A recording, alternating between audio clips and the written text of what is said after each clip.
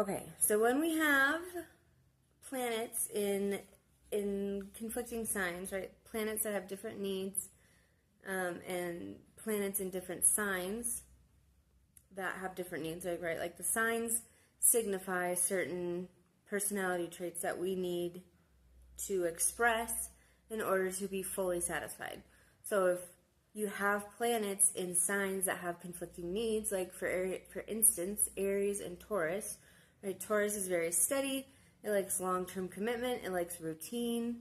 It likes things that are consistent.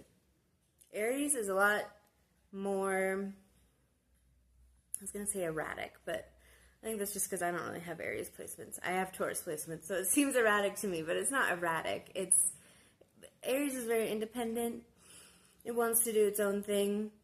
It has a lot of energy, right? And that kind of single-minded focus of Aries can be very, very, very beneficial. It's also good at starting things, right? It's the first sign of the zodiac.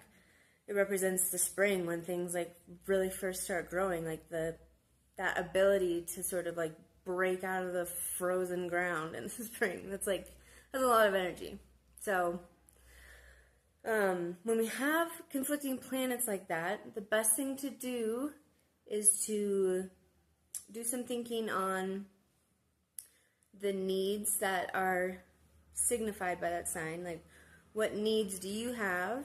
And it doesn't, don't think of it as if you're doing research on this, don't think of it as somebody telling you what needs you have. Research the signs, think about, how does that sound to me? Does that sound like me? So you're going to make a list of all your needs based on your research on what the different signs need to be happy. And then the hard part is you're going to have to be careful when you're selecting relationships, and you're going to have that conversation of, hey, I have these needs.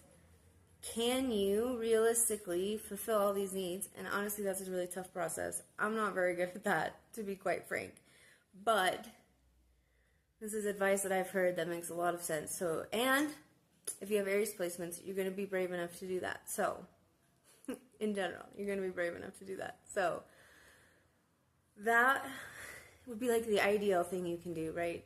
And so you can take that advice and work with it as best, to the best of your abilities, which is what I do, because it's really hard to have those conversations. But if you want the best relationship and the best relationships for you, it makes sense that that's really how we should be approaching them, even if it's difficult. So I hope that helps.